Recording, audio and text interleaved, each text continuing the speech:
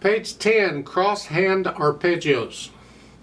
It's not really a piece to play, but I'm going to go ahead and cover it anyway because this is a bit of theory as well as some technique in here. Now we need to talk about these terms. Cross-hand, what is that? Well, that's where your hands are crossing over each other.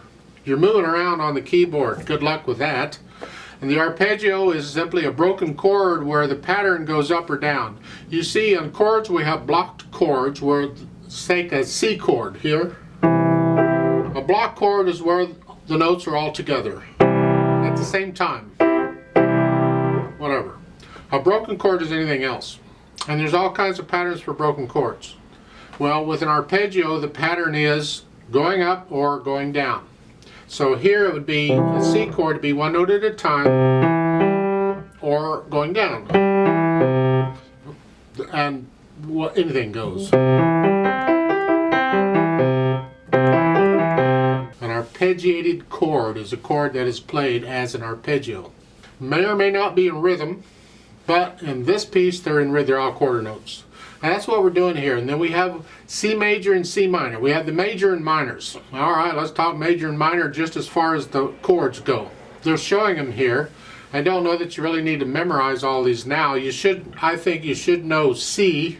You might know F because they're all white keys. That's the majors, white keys. It doesn't hurt to know G even though they don't cover it. It's just here, that's all.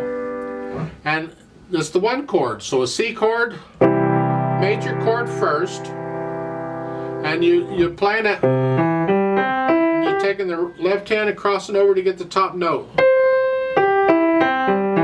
That's the crossover. And then play the chords together, have both hands. And then in the next one we do the C minor. Well, in the minor, you take the middle note from the major and you take it down half step. So it's here. And that's the C minor chord for the C minor key. Then they show a D major, or a D major has a black note in the middle. It's an F sharp. That's the major. This is not the D major. This is D major. Then goes down a half step here. That's D minor. And on page 11 we have the E major. Again, we go here. We got these, and you just go. You got a black key in the middle. And then E minor. Take the middle note down a half step from the major. We go F major here. We're just going up the keys, aren't we? F major, it's all white keys. F minor, and then they quit there, but you can keep going up. G is here, so you, and then G minor, we go down here, and then go on up to A. A has a flat or a black key in the middle. It's A major and A minor. And then B's weird. B actually has two black keys here. So B major's there. And you can do that if you want, or that if your hands are big. And then B minor, again, take the middle note and take it down a half step. That's B minor. That takes us back to C. And we went through them all. It's nice to know. I remember when I was little doing this. I used to do it throughout the keyboard. It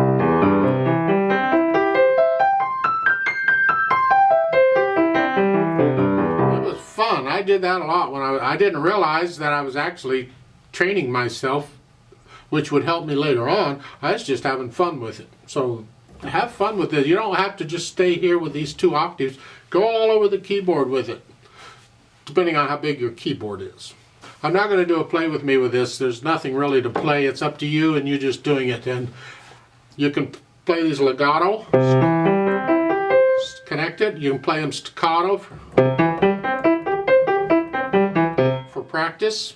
You can practice your dynamics. You can play them soft. You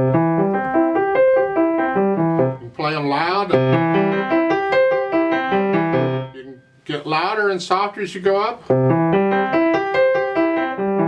Or start loud and get softer as you go up.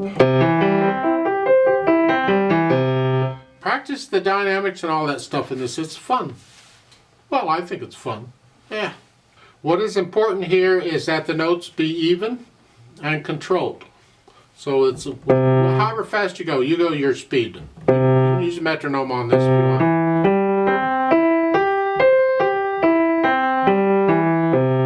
However fast you want to go, I've been doing it for a million years. Now I'll go a little faster. You take it your speed, and all of them, yeah.